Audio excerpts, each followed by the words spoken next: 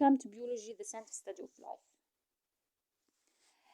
Natural range expansions. The role of dispersal is demonstrated when organisms expand their range by moving into areas where they did not exist previously. For instance, the cattle egret, a species widely, as shown in this figure, widely distributed in Africa, Eurasia, and Australia, was not found in the America 200 years ago, but in the late 18, when some of these strong flying birds managed to fly across the Atlantic Ocean and colonize northeastern South America, from their cattle egrets gradually spread northward through Central America and into North America, reaching Florida in the 1950 years. They have since spread widely to today, and today have breeding populations as far west as the Pacific coast and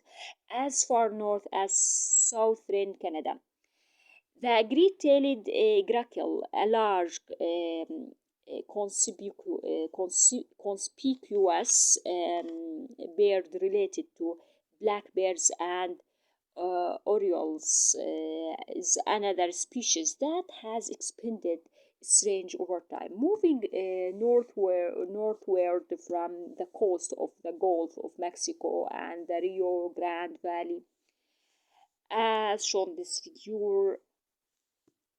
Natural range expansions clearly show the influence of dispersal on distribution, but opportunities to absorb such dispersal are rare. As a consequence, ecologists have often turned to experimental methods to better understand the role of dispersal in limiting the distribution of species. Species transplants. One direct way to determine if dispersal is a key factor limiting distribution is to observe the results of intentional or accidental transplants of species to areas where it was previously absent. For a transplant to be considered successful, some of the organisms must not only survive in the new area but also reproduce there. Thus, a transplant success may not be determined until at least one life cycle is complete. If a transplant is successful, then we can conclude that the potential range of the species is larger than its actual range. In other words, the species could live in certain areas where it currently does not. Species introduced to new geographic locations often disrupt the communities and ecosystems to which they have been introduced and spread far beyond the area of intended introduction. Consequently, ecologists rarely conduct transplant experiments today. Instead, they document the outcome when a species has been transplanted for other purposes, such as to introduce game animals or sport fish, or when a species has been accidentally transplanted. Behavior and habitat selection.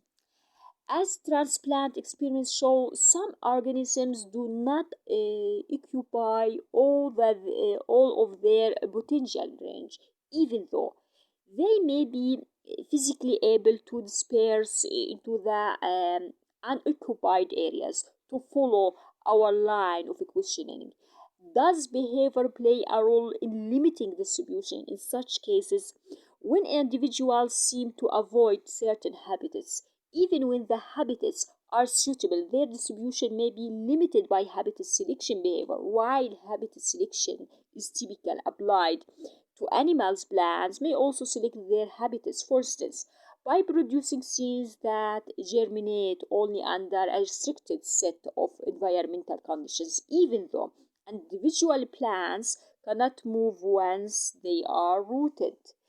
Although habitat selection is one of the least understood ecological processes, some instances have been closely studied, including habitat selection by several insect species. Female insects often deposit eggs, which means only in response to a very narrow set of stimuli, which may restrict distribution of the insect to certain host plants. Larvae of the European corn borer, for example, can feed on a wide variety of plants, but occur almost exclusively on corn because the ovipositing females are attracted by odors produced by the corn plant.